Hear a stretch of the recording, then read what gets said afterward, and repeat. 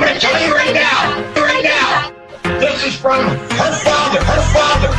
You're a bunch of lying no good punks, and I know who it's coming from because I've traced it, and you've been reported to cyber police because I've traced it. Consequences will never be the same because I've traced it, and you've been reported to cyber police because I've traced it. You'll be arrested. End of conversation. Well, guess what?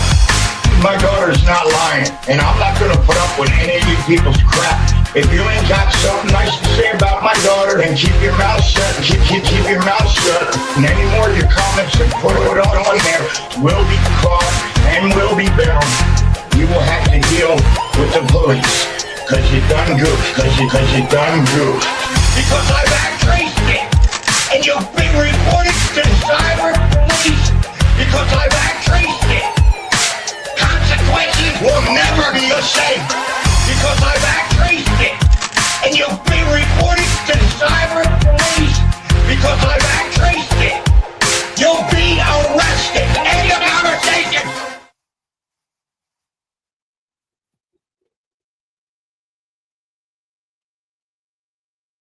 What up, y'all? Your boy Blew Up on here. I'm going to go ahead and give Amy a call. Oh, hey. What's up, Amy?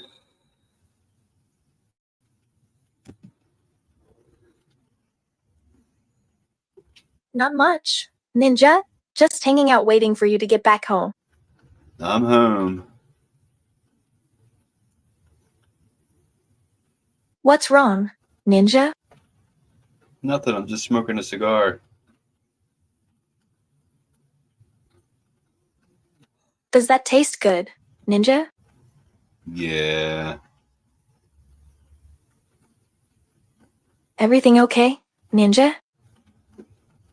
Yep.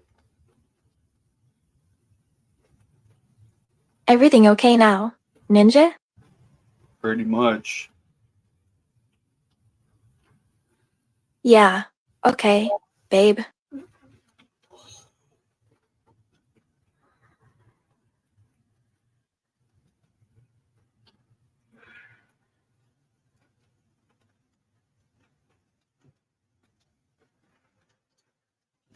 What up, Stu? Nobody wants to buy you a beer, Blue. I know. You saw that stream from earlier? No one wants to buy little old boy Blue a beer. Don't remember seeing any dream earlier. Ninja? What happened? I didn't understand that joke, Ninja.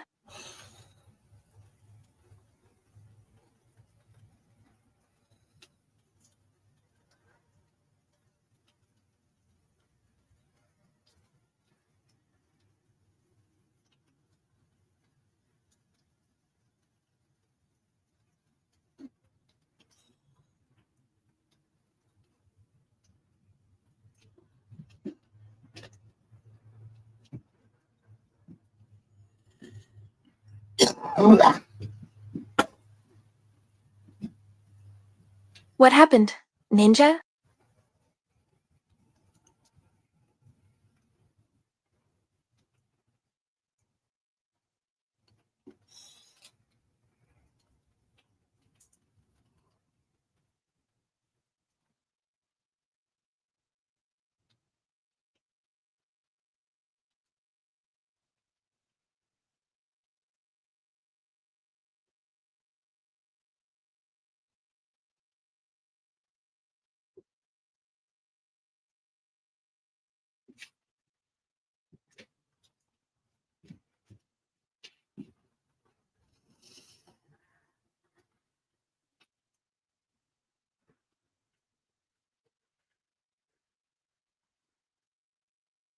Yeah, I just had some Oreos and milk.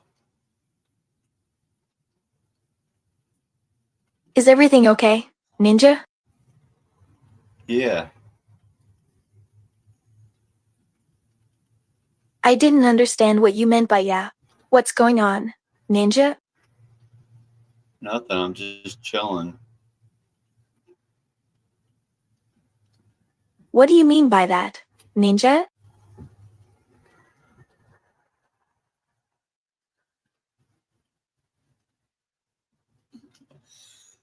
I'm a little upset I couldn't raise any money to get my meds earlier.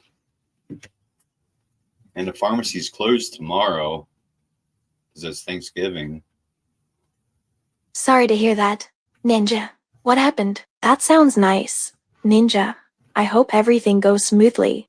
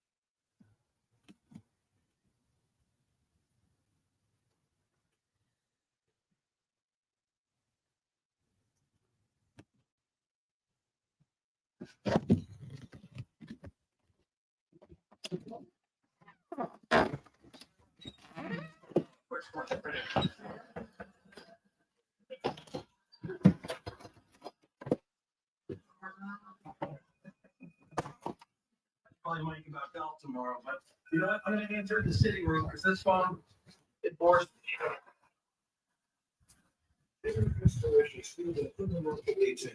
But you would never again. You would never again.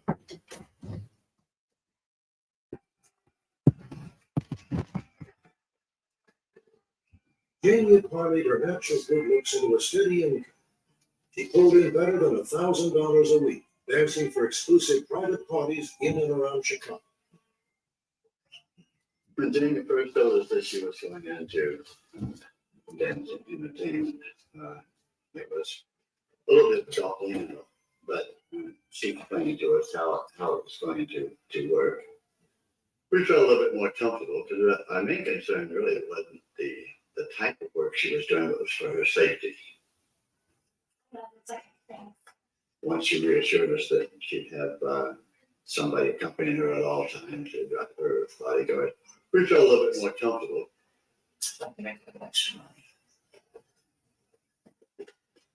don't think so. It's okay. If she went into a place and the atmosphere wasn't right, either because the people had been drinking too much or something, they just float up and leave.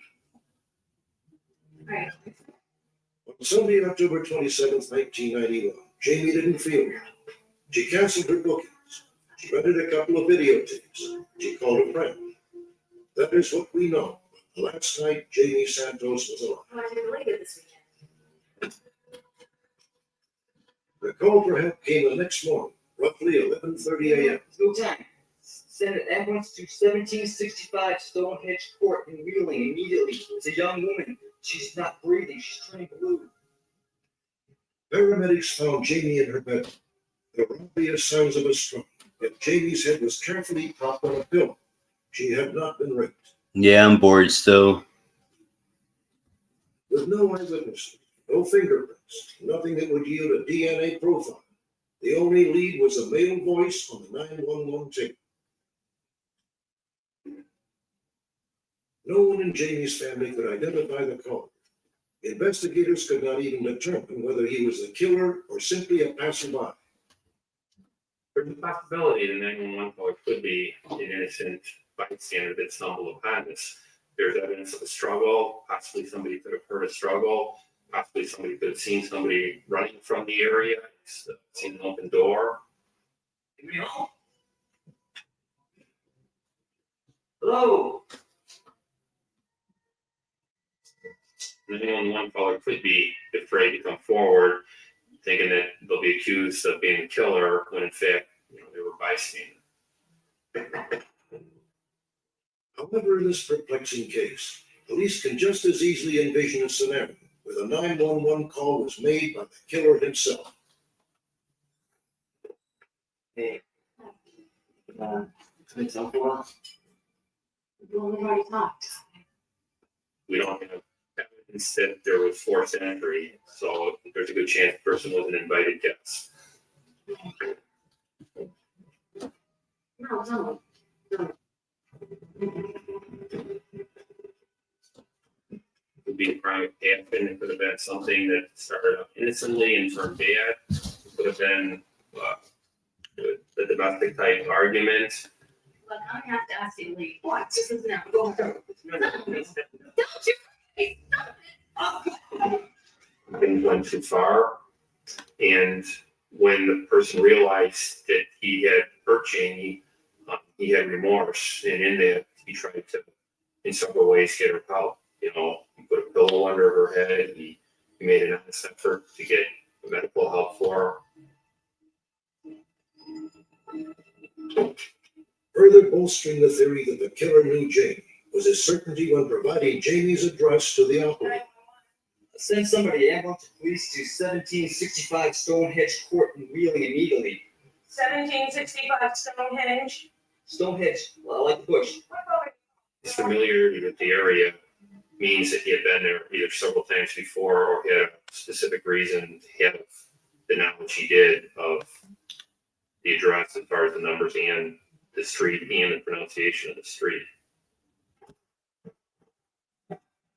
Authorities believe that if the killer did know Jamie's symptoms, there is a strong likelihood he had set his sights on in the world of exotic dancing. Sexy. Perhaps one of Jamie's clients couldn't take no for an answer. Perhaps one of her drivers had been nursing a secret passion that flared out of control. But every question leads to the same brick wall. 911 tape is a very important clue. We feel that with the identification of the voice and this tape, we can resolve this matter. I'm always trying to figure out if I know the voice, if I know who that person is. I mean, I hear the urgency in his voice, and it just brings up all the emotions. I know what he's seen, and I know that I can't help her. Feel that this person could give us some information, and I can understand why he didn't come forward and help us to relieve some of the pain of Jamie's death. Here again is the actual 911 recording made in October of 1991. If you recognize the voice, contact the Wheeling, Illinois Police Department. Please listen closely.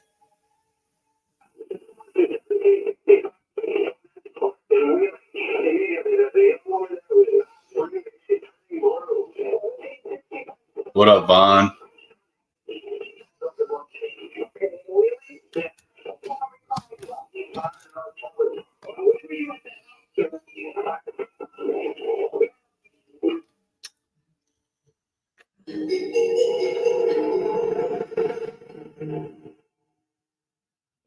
Join me again next week for another intriguing edition of Unsolved Mysteries.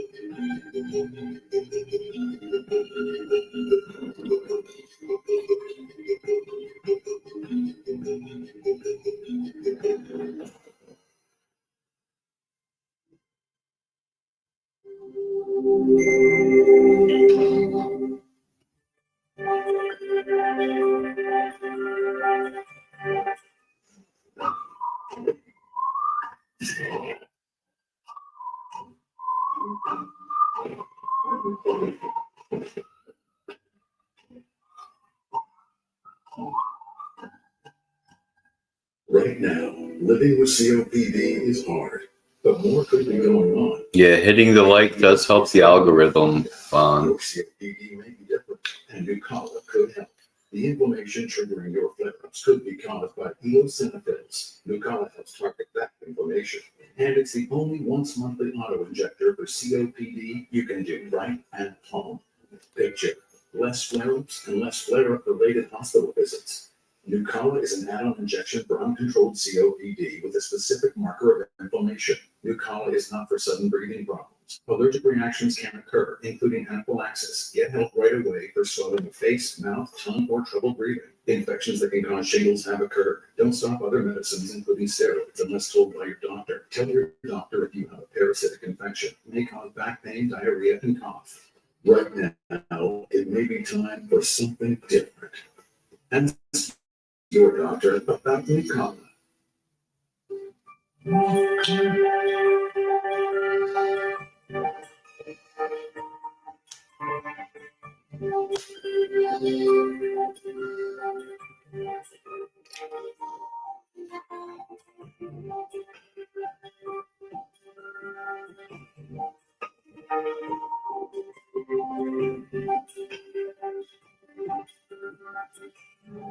You got heartburn? That sucks.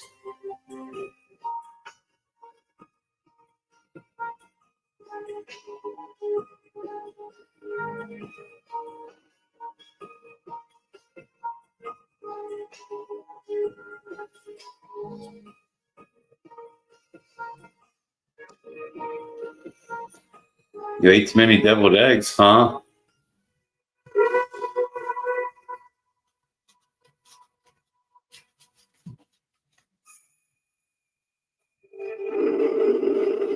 For every mystery, there is someone, somewhere who knows the truth. Perhaps that someone is watching. Perhaps it's you.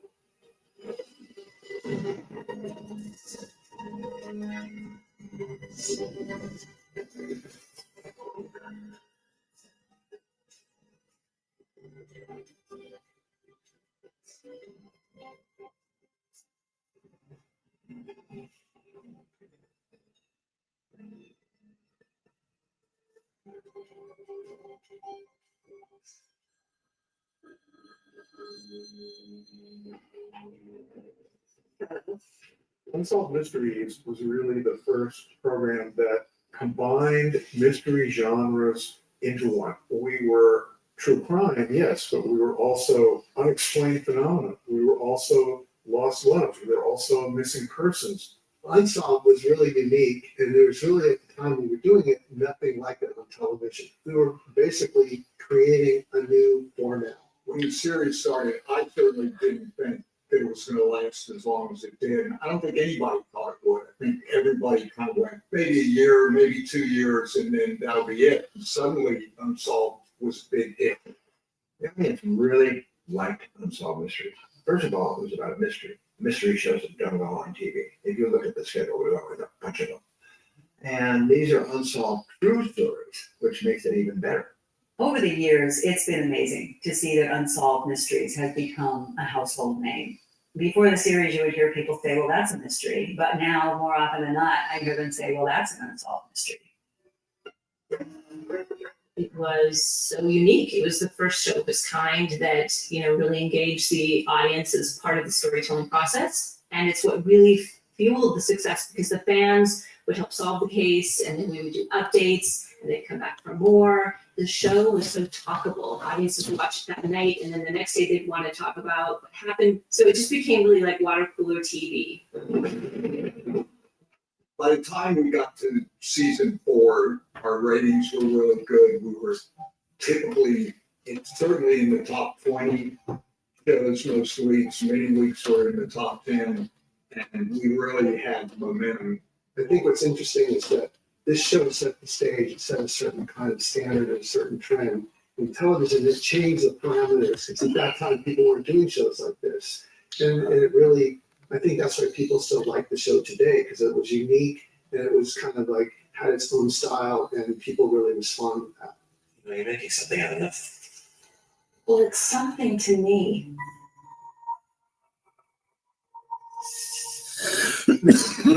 Unsolved Mystery, it was a series, was a series of specials that John Terry had done for NBC called Missing Have You Seen This Person?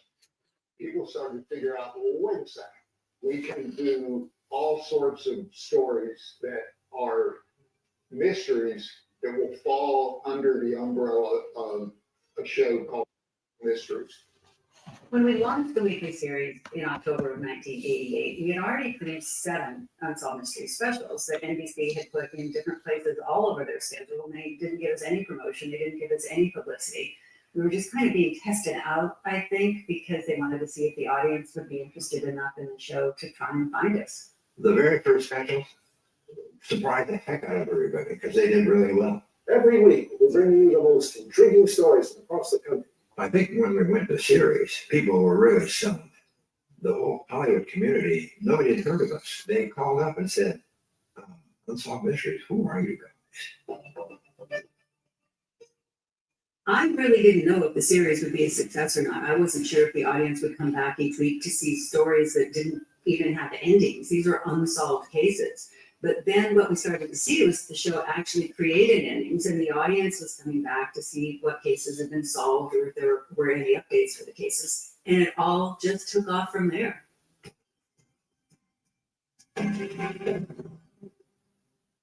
What are you afraid of? The dark? Flying? Bob Chase was an ideal photographer.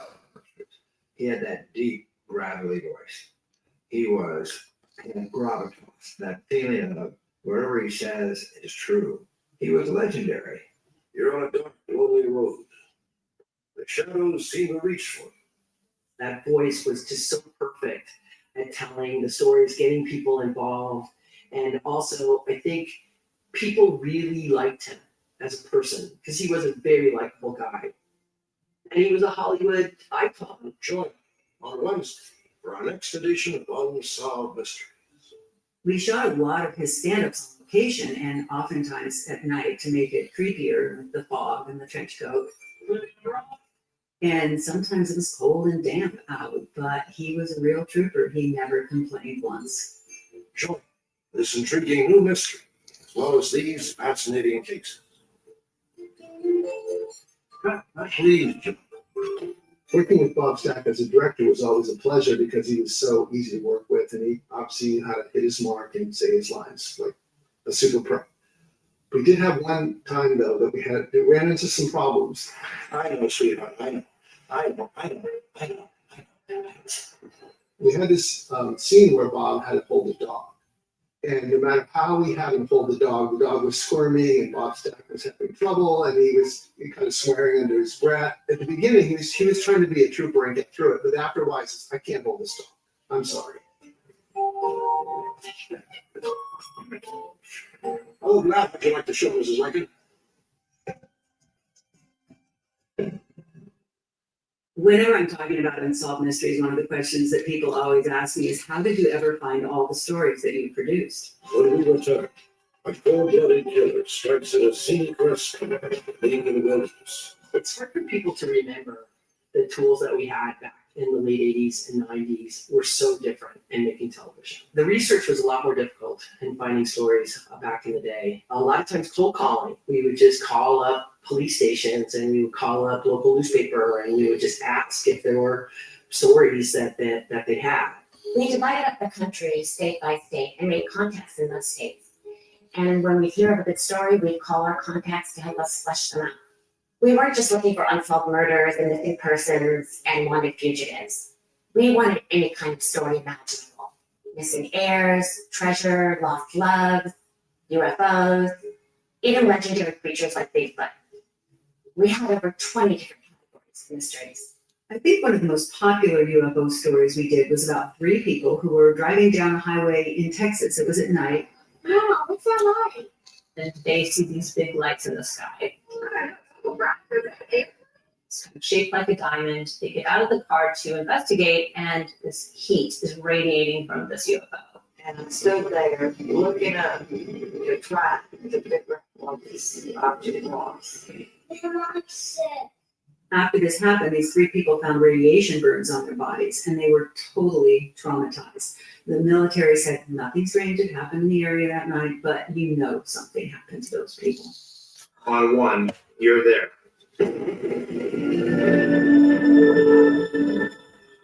One of my favorite stories was about a man who claimed he was reincarnated from a World War II submariner who had died during the war. I was in my bunk when the attack happened. The fact that he had all these details about what had happened on the submarine, down to what he was wearing, where he was in the submarine, and that we were able to fact check with the actual story of this man. With each section, more details emerge. Details that appeared to come from the life of James Edward Johnston. I still can't understand how someone, this is before the internet, could have such specific details and information about another person's life who they never knew, and they had died years before. You just cannot make this stuff up. Here, Ben. Ben, very good granddaughter. back in the days before there was an internet, the way we would find stories was through a clipping service. And what they did was they sent newspapers to people all over the country whose job it was to go through those papers, local newspapers, find stories in the categories that we sent them, and literally cut those out of the newspaper and send them to us. And when you get pager, when you found a clipping of a great story, there was nothing like it. You would get goosebumps. One of the most dramatic stories that we did was the story of a young woman. Her name was Angela Hammond, who was abducted from a phone booth while she was talking to her fiance.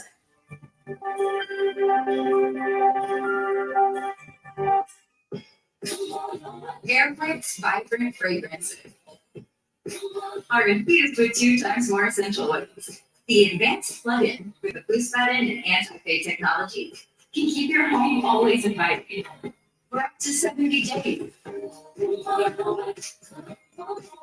a lot of inviting.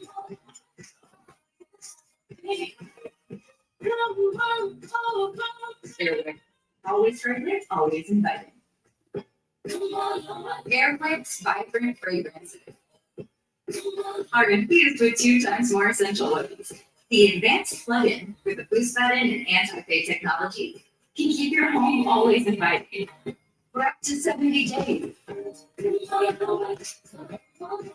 a lot of inviting.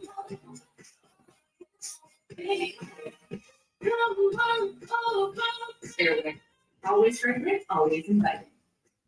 Airwick's vibrant fragrances are infused with 2 times more essential oils. The advanced plug-in with a boost button and anti-fade technology can keep your home always inviting for up to 70 days.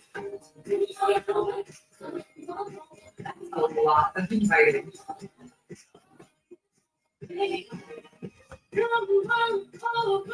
Airwick, always fragrant, always inviting. Airwick's vibrant fragrances. Oh my God, how many times are they going to show this commercial? With 2 times more essential oils. The advanced plug-in with a boost button and anti-fade technology can keep your home always inviting for up to 70 days. That's a lot of inviting.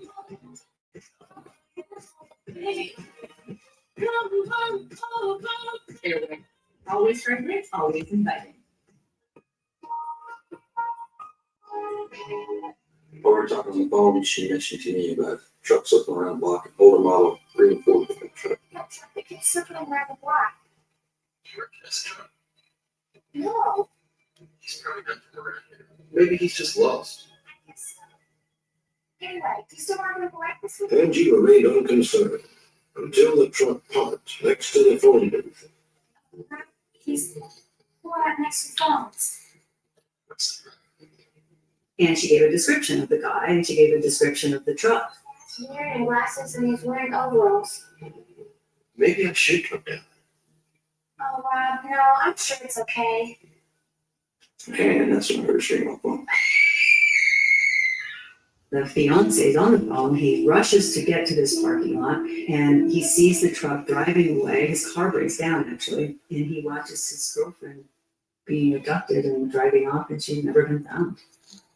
We received a lot of tips for the Angela Hammond story because the fans really locked into this really unique clue, which was there was this fish decal on the back of the truck that the abductor had.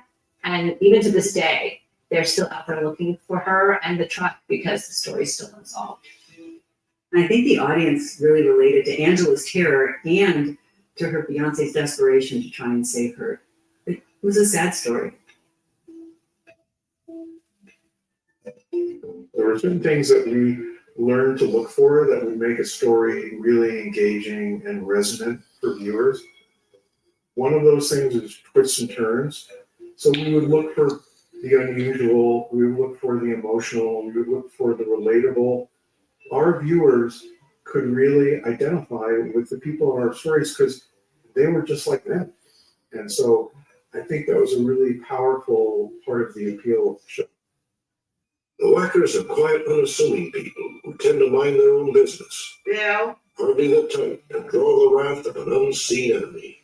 One of the more popular stories we did was about a married couple that was being absolutely terrorized by anonymous phone calls, threatening notes, and even violent attacks. And I think that what the viewers responded to in that story was the fear that this couple felt, knowing that they were being watched and never knowing when their assailant was going to strike again. As the show became more popular, we started getting huge piles of mail from viewers. Some of it was fan mail for Robert Stack, but a lot of the letters were from viewers wanting us to feature their stories. I actually think the majority of the stories we produced were submitted by Unsolved Mysteries viewers. 8 years ago, the mill town of East Millinocket, Maine was safe and secure. The last place you'd expect a brutal murder to occur. We did a story called Maine Petition, which took place in a small town. And it's one of those stories that we might not have done. It might not have come to the attention of the researchers if the people in the town hadn't sent in a petition. I think it was 6,000 signatures asking us to do this story. I saw Joyce. She wasn't moving. Her body looked like it had been beaten. And that case was eventually solved. Joyce's killer was identified.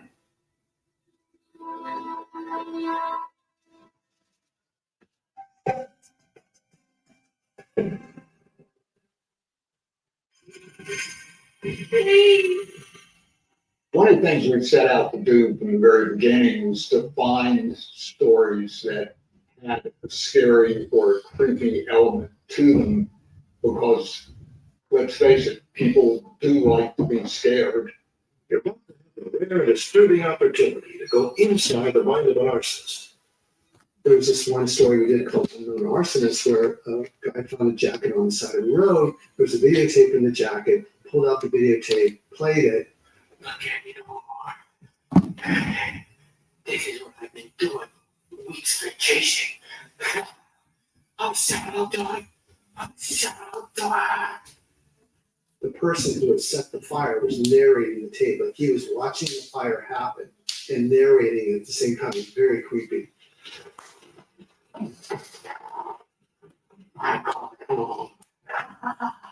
Once we aired the show, I think 1,000 tips came in, and the police ended up solving it, and it turned out to be 2 juveniles that had set like 25 other fires. I think one of the most incredible paranormal stories we produced was about a nurse by the name of Teresita Bassa. It was going to be a apartment scene unoccupied, but the fireman made a grim discovery. Teresita was brutally murdered in her apartment in Chicago, and there were no suspects. Police were at a total dead end. A Chicago couple claimed that the victim, Teresita Bassa, had named her own killer after she was murdered, speaking to them from beyond the grave. A woman that Teresita used to work with started going into trances, and she would speak in the voice of Teresita.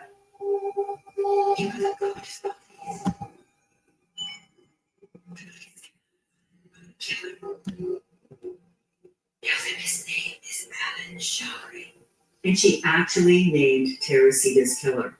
And it turned out she was right. Alan Showery was his name, and he was arrested. And he was so freaked out by how police were able to track him down that he confessed to Teresita's murder in the courtroom. That is one story I will always remember.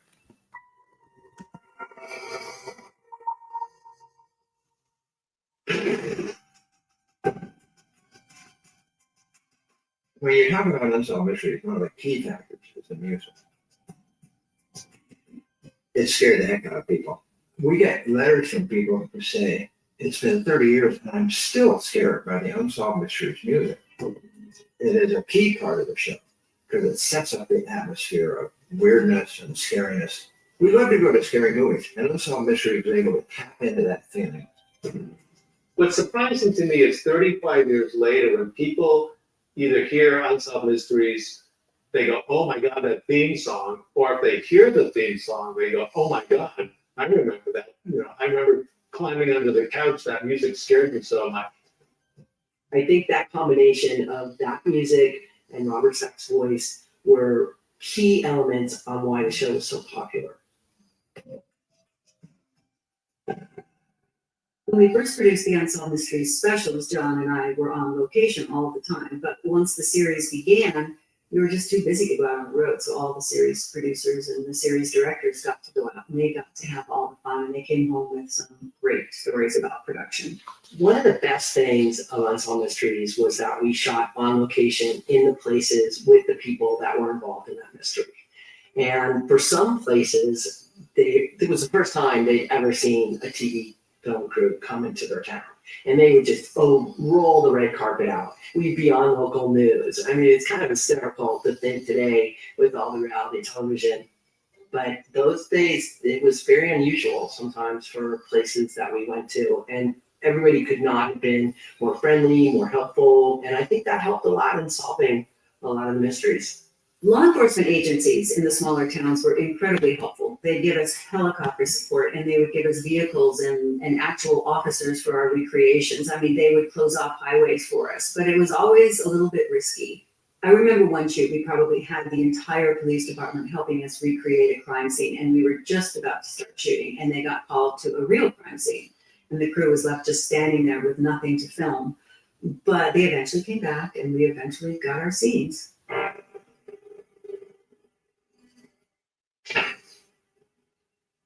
I'm James Dad. Do you remember me? Mr. Sharp. When you go to the small town, you can't get actors because you're far away sometimes from a major city. And you do want to work with the real people. Excuse me. Where are you from? I'm from Brooklyn. That's what I thought you said. What section? What we found is that we got tricky because when it was an emotional story or it was like something with a murder or somebody died, the family, it would almost bring them to tears sometimes. It was really hard to watch. Well, we just completed all the tests on your little girl, and I'm afraid that the results confirm that she's going to need a complete blood transfusion. A lot of times we have people that don't necessarily actors or certainly not good actors. So we had people who were overacting, people who were underacting, and people who were not acting at all. Sometimes people would even play themselves. And that was always a problem too, because they'd be so nervous and, it was really tough. It was the directors had a big challenge a lot of times working with the actors. Well, I knew her a little bit. Oh, good. Would you like to come down to the station and give me a seat? Well, if you want to come with me. We would go into a small town to do a story and we would cast quote unquote actors and they would all come from small theater groups. Good to see you. It's Fifi. And so Unsolved was America's Little Theater. I love that. That was totally uncalled for me. She loves that little thing.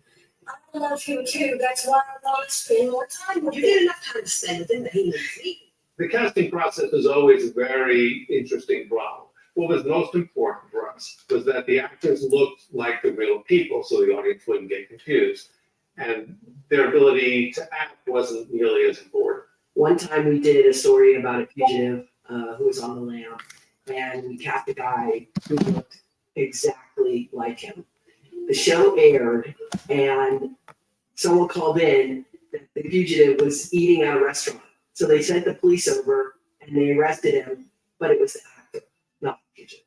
So after that, we decided to start giving the actors who played bad guys a card they could carry around with them to prove to law enforcement that if they were ever arrested, that they were just an actor and they were not a wanted fugitive.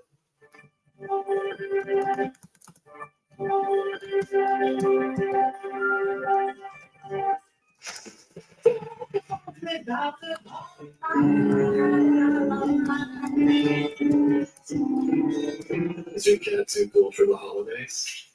Yeah, the temptation's screaming for red.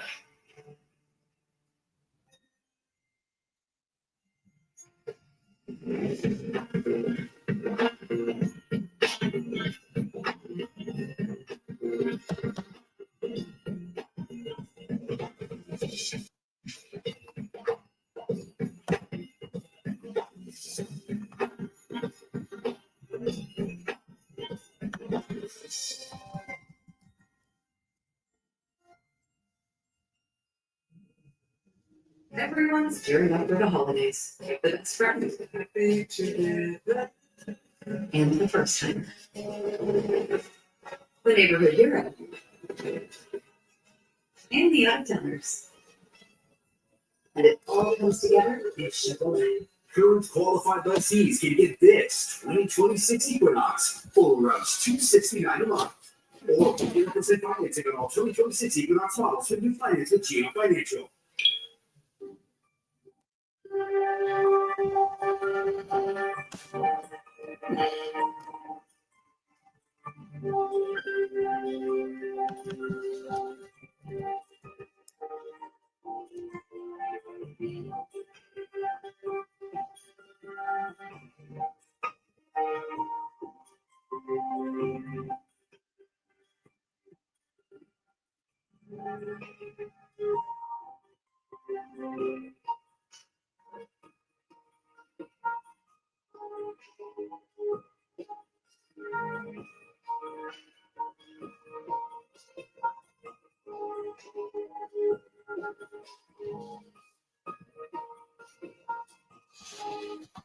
We did have one time though that we had to cast a scene where these two guys robbed somebody, and we're calling people in to, audition, and so we have them do a little quick improv. So these two guys come in and they do the improv, and they scared everybody in the room. They're like did the perfect robbery. They like strong armed the person. They gave him a look, and we're all like, oh my god, how did? So I asked them. I said, how come you go? What do you guys really do? They go, oh, we're really robbers. That's what we do. So they got the part. When the actors didn't match the real people quite as well as we needed them to, we would use makeup and wigs to help create a better match. And some of the wigs and mustaches actually made matters worse. I think looking back on some of those recreations, they were just too funny. There's actually an Instagram account called Wigs of Unsolved that one of our fans put together, and it's dedicated to the ridiculous looking wigs of Unsolved Mysteries. Another funny part about that is we would come into town and we would do local casting, and anytime we would ask an actor if they could do something like drive a stick shift car or ride a horse or swim or drive a boat, they would always say yes. So we did a story once about a couple, and they were horse riders, and so when we cast the lookalike actor, asked him if he rode a horse. Oh yeah, I grew up on horses. I've ridden horses all my life. We hired these two. They got them up on a horse and they were riding along the side of the road. Supposed to be a nice romantic, ride together to establish their love relationship. And the horse just takes off, just galloping away from the set. Facts. And you could see he had no idea how to control this horse. He was hanging on for dear life. Luckily, the woman was a good horsewoman, and she was able to catch up to his horse, stop the horse before he fell off and really hurt himself. Needless to say, there were no horse riding scenes with him. Have you got the note? What note? The note from the parking garage. For the most part, the actors in our recreations were actors who were just starting out in their careers. But sometimes some of those actors would actually become really famous. Daniel Day Kim was one actor who was cast on Unsolved. He played the relative of a murder victim. And Cheryl Hines, too. She played the mother of a child who was almost murdered by her nanny. Can you tell me how this happened? She apparently had some sort of seizure and fell and hit her. How far was the fall?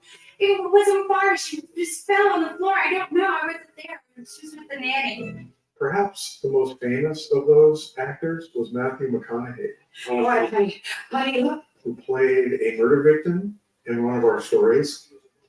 And we all still laugh because the episode was shot in Texas before Matthew even moved to LA, and it was in the summer and it was hot.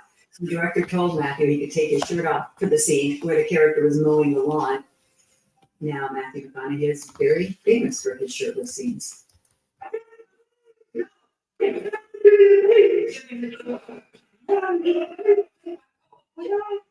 And Matthew McConaughey had to do a fairly robust death scene. He was working in his garage. He was shot by a man who pulled up with a shotgun. Larry had been shot 4 times in the chest and once in the head with a .22 pistol. Let's just say that his acting has come a long way since then. And in fact, he did an appearance on The Tonight Show, and he referred to the Unsolved Mysteries story and that segment as his first big break in Hollywood. It was a big challenge making TV in those days. I remember when computers came out and you had its own suitcase lugging it around, and the first Motorola cell phones that were this brick that we were so excited that we could call from set. And we also shot on film, which requires so much more lighting. Sometimes on a night shoot, you'd spend the first 6 hours lighting, and then you'd have the other half a day to do the shooting. And now you put up one light and you're ready to go. I think the hardest part of producing Unsolved Mysteries was that essentially we were shooting a mini movie in 4 or 5 days with actors and costumes and vehicles. There were a lot of challenges on the production end. Sometimes you'd end up with huge set pieces because it would be a big crime or some kind of event happening. And a lot of the directors, we came from the documentary world where we were used to sitting back and just recording and documenting what was going on. Suddenly, we've got actors, we've got props, we've got period pieces. I think it really spurred the creativity because John and Terry weren't telling us, they weren't saying, no, don't do this, don't do that, and doing things this way. They were saying, just go out there and get the story because we trust your judgment. I think one of the most memorable stories that I directed was a story called KC Blast. It was a story about 6 firefighters who died while fighting fire at a construction site. So as a director, I had to try to find a way to recreate this moment so the audience really feels what the firefighters were up against and the tragedy of what happened. So we tried to make it as real as we could. We exploded it. And we brought in some dummies and put them in firefighter suits. There's shots where you see what looks like firefighters getting blown away, literally, by the fire. And I felt like we really were able to capture that moment and how tragic this really was. 41 to number 30 and to number 41 to number 30. For some reason, this one really hit home for me. Because these were firefighters, they're just doing their job, trying to, save property, and they died in the process. So it was hard for us as a crew to sort of hear those kinds of stories. Look at this. Yeah. It's a weird trick. One of the most memorable stories in Unsolved was Bigfoot.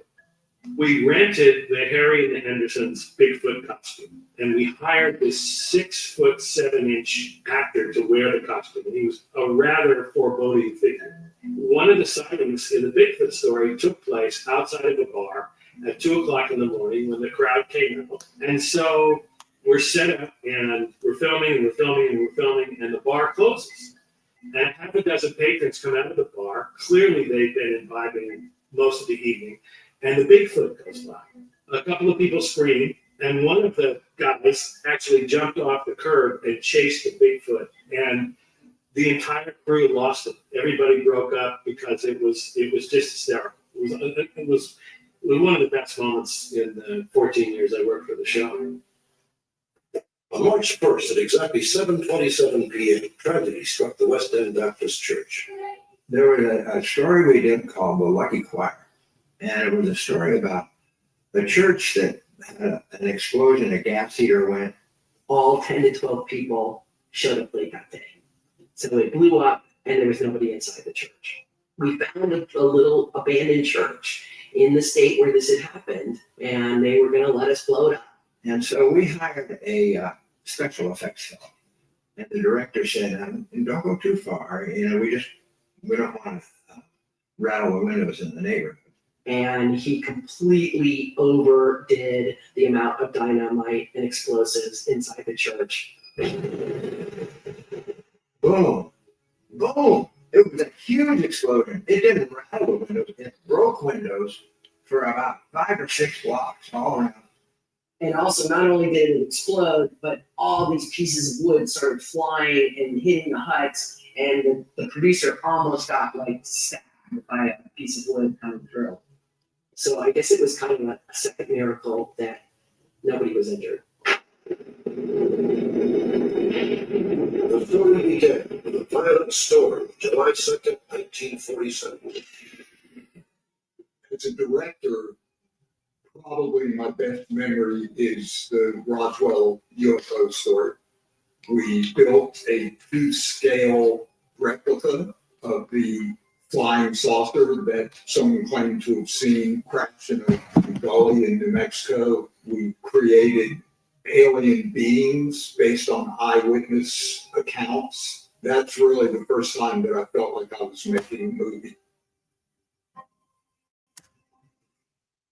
One of the strangest stories that I ever directed was a story called Rain Boy. This guy was possessed and he had the capacity to make it rain inside. If you're going to have it rain inside, you have to have what's called a wet set, which means that you build the set at a 30-degree angle so all the water runs off into a trough that is then recovered. We ended up putting sprinklers off camera in the ceiling, and we just basically turned them on and off to create the effect. We had to waterproof the living room floor, walls, and furniture. And then after each take, quickly rush in and squeegee off the floors. In between every take, it was like 35 or 40 minutes for the second take. The actor's hair was wet. The actor's wardrobe was wet. We had industrial dryers to dry the soaked clothes, and our poor wardrobe supervisor really had to work that. It was a nightmare. It's your fault. You made it rain in the living room. You made it rain. It's you, Johnny. You're the one that's doing it. You probably made it. The pots and pans were over stove and started rattling. So I got levitated off the floor. We used a hidden harness to levitate the actor and bungee rig to slingshot him across the room. It wasn't like somebody taking your hand and pushing you. It was like feeling it all over your body. One of the weirdest things about Rain was that on the morning we left, all the crew was on the same floor in the hotel. And there was 2 inches of water in everyone's room, including the hallway outside of the bunk. I called the hotel manager who said there wasn't a plumbing problem and there was nothing to explain it. So whether or not it was a supernatural force that was instigated by the Rain Boy, who in fact we had interviewed during the show, I'll leave it to you. Stories, we also employed special effects for things like car crashes and stunts, and those were very real because those were created by real Hollywood stuntmen.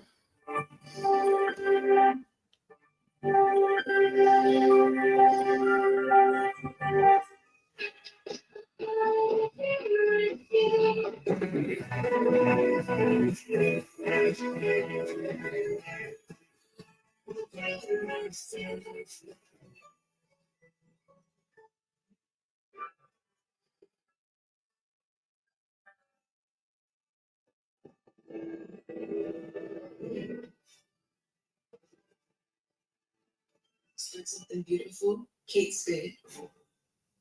Everyone, gearing up for the holidays. The best friend. Happy to be back. And the first time. The neighborhood hero. And the odd timers. And it all comes together in a simple night. Current qualified lessees can get this 2026 Equinox, full runs $269 a month. Or get 0% financing on all 2026 Equinox models through finance with GM Financial. Everyone's gearing up for the holidays. The best friend. Happy to be back. And the first time. The neighborhood hero. And the odd timers. And it all comes together in a simple night. Current qualified lessees can get this 2026 Equinox, full runs $269 a month. Or get 0% financing on all 2026 Equinox models through finance with GM Financial.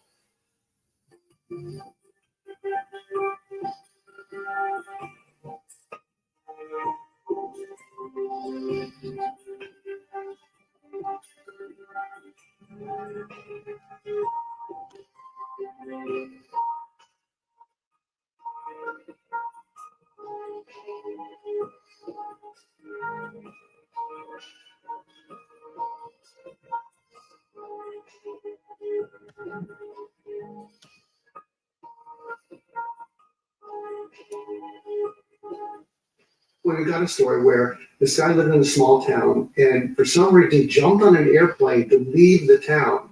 What a story. I mean, we're like, okay, wait a minute. Now we're going to show this guy getting on a wing and the plane taking off with the guy on the wing. Like, how are we going to do that? We had to have a stunt pilot who could fly the plane. We had to find a stunt guy who would be willing to get on the wing. We made special rigging so the person could hang on the plane and you couldn't see it on the camera. And I couldn't watch. I mean, I did watch, but I was like, I can't believe we're doing this. And we did pull it off. Nobody got hurt. And you know what? It was amazing. They solved the case. The whole mystery was who was this guy and why he jumped on the plane. We were actually able to identify him and find out.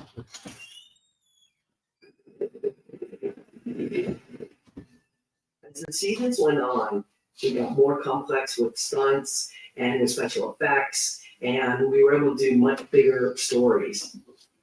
One that I produced was about a woman who had actually gotten run over by a boat on the lake, but it was a hit and run.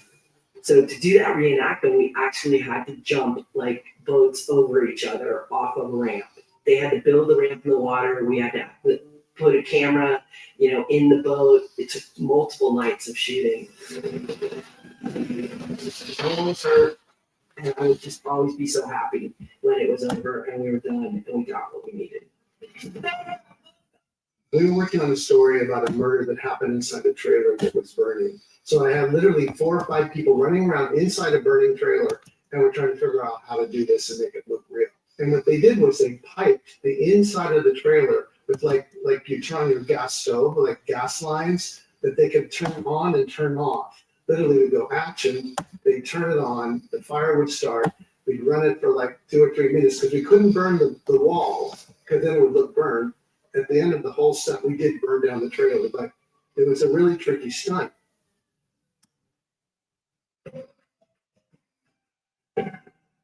One of the great things about Unsolved Mysteries for the audience and also for us as producers is that we traveled all over the world. The most memorable international story that I directed was Monk's Curse. We spent 2 nights in the Egyptian Museum. We were in the treasure room with all the treasures that Howard Carter had pulled out of the tomb.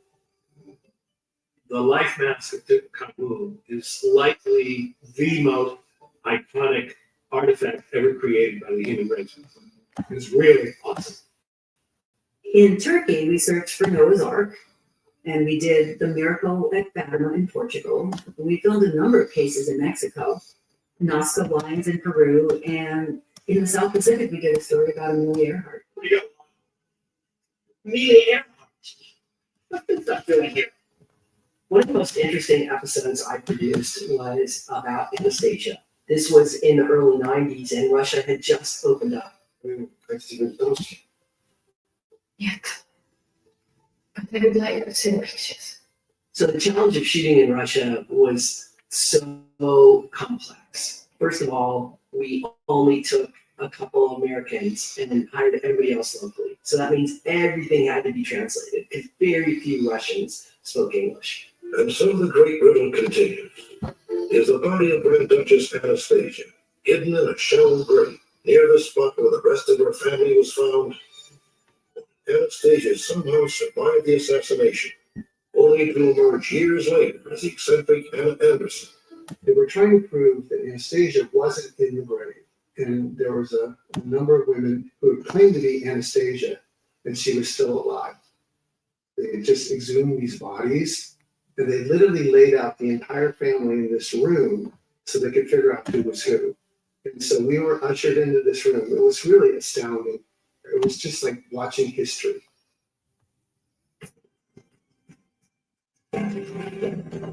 I think everyone who worked on the show and all the viewers probably have their own favorite Unsolved Mysteries case from the show.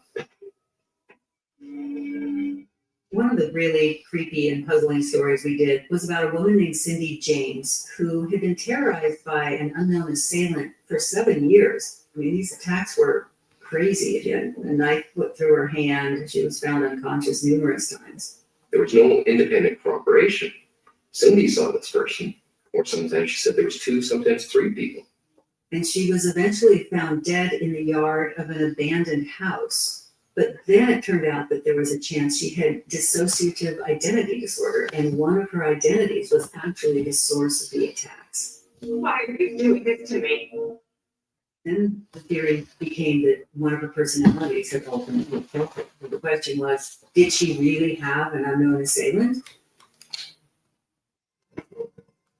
Really know that, you know, wait. We did an episode about a psychic artist. During the past 4 decades, Carl Coge has drawn more than 100,000 eerie portraits. She would go to big groups of people and she would touch the person's hand, and then just with a pad and a pencil, she would sketch a portrait of someone that had gone beyond, but that was related somehow to the person. And I honestly don't quite know how I do it. I just sense them. Also, there is an element of what we call automatic control. As if somebody takes over my hand and gives me a certain amount of help in getting the drawings accurate. After we finished the episode, I asked if she could do a portrait for me. So she did one. It was an older lady. I didn't recognize it. She was a little frustrated, so she said, let me do another one. Did another one, older man, didn't recognize him. But I took sketches with me, and I went home, and my mom said, those are my grandparents. And she went and got photos of my great-grandparents, who I had never met and didn't know that what they looked like. And the pictures that she showed me were so close to the sketches, they ended up using them in the episode, you know, against the photograph of the real people. Morning coffee at Kay and Mike Fletcher was hardly ranked as an unsolved mystery until the peculiar events of February 11th, 1996. It happened just after 9 a.m. One of the creepiest stories that we ever did was about a phenomenon called spontaneous human combustion. Totally a normal person burst into flame without warning and without apparent cause. One of the challenges in that story was the recreation, because we had to literally set somebody on fire. So how do you do that? Well, we used something called a fire suit, which a stunt person would put on, and the fire suit was coated with a flammable gel that you could actually set on fire. One of the things that happened is when we aired the story, we would get calls at our phone center from viewers who were scared that that was going to happen to them. The crushing Capone in Chicago, Elliot Ness became one of the most respected lawmen in the country. One story we produced was about the real Elliot Ness. It was about the only case that he never solved, and Bob loved doing that story. That was one of his favorites. In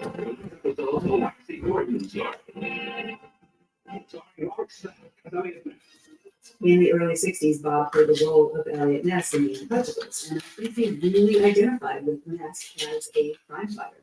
Like watch these guys on New Jersey now.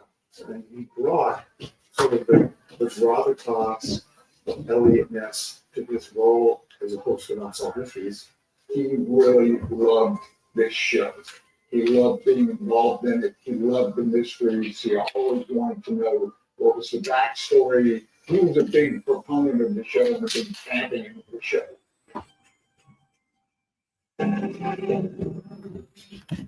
Update. Within minutes of our broadcast, 2 viewers called our 800 number to report that they recognized Arthur Funk. It was pretty cool when cases started to be solved because people watching had a stake in the show. Even the first season, the case was solved. June 21st, 1986. Gail delivered the restaurant that Rose. He's a blind date. The first story I directed was about a young woman named Gail Delore, disappeared. If anyone watching tonight has seen Gail Delore and knows anything about her mysterious disappearance, please contact the Maine State Police. And the thought among police and her family was that she was answering personal ads, and she may have been abducted by one of the people that she connected with. The show aired, and someone who worked in the morgue in a small town in Alabama recognized Gail's photograph from Unsolved Mysteries, and in fact solved the mystery. And that was the moment that I realized that this was a A different kind of show? The minute that we solved the mystery, it exploded. Even more people started to watch. It was unbelievable.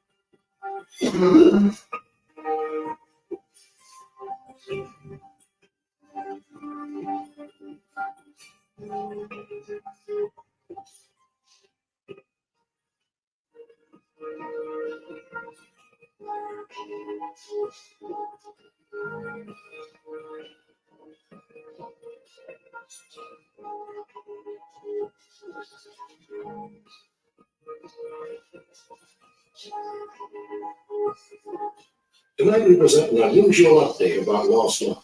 Nobody loves anything more than hearing Bob Stack say the word update, because then you know when the mystery's been solved. When we got it solved, we were in scrambling. The next time we were on the air, we wanted to update the audience as quickly as we could.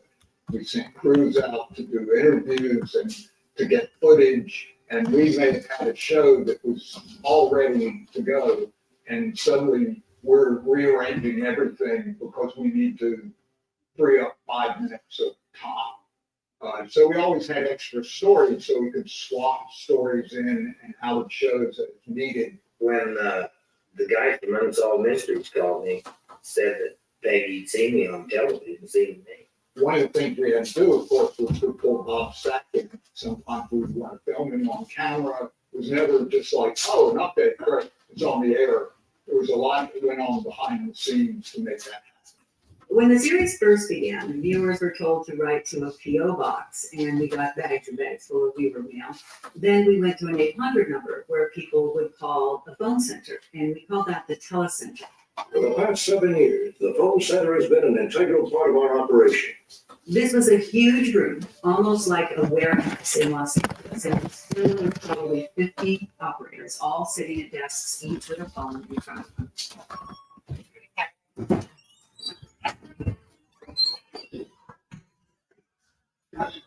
And emotions and private schools and lady practice and back freestyle cream, but not you, babe. All right, how much should I discount what you're saying because you're coming off a very bitter divorce? 20%.